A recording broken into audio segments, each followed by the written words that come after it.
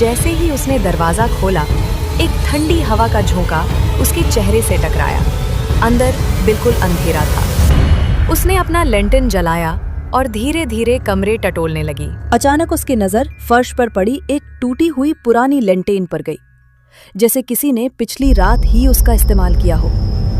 उसी समय ऊपर से किसी के चलने की भारी कदमों की आवाज आई। आयुषी का दिल जोर से धड़कने लगा।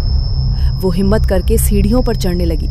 ऊपर पहुंचते ही उसने देखा एक कमरे का दरवाजा आधा खुला था।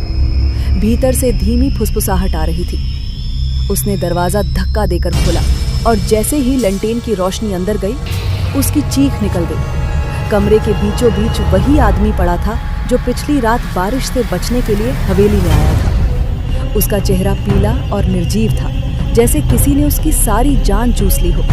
और ठीक उसके सिरहाने एक लंबी छाया खड़ी थी। काले कपड़े, बिखरे बाल और लाल चमकती आंखें। वो छाया धीरे धीरे आयुषी की तरफ बढ़ने लगी। ठंडी हवा का तेज झोंका आया और दरवाजा अपने आप बंद हो गया। आयुषी ने डर से लैंटर्न गिरा दी। कमरा अंधेरे में डूब गया। अंधेरे में सिर्फ उसकी सांसें और भूत की फुसफुसाहट सुनाई दे रही थी। अब तेरी बारी है।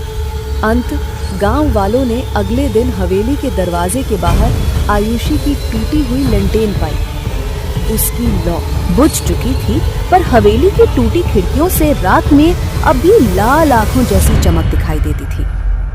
और लोग कहते हैं, अब हवेली का भूत अकेला नहीं है।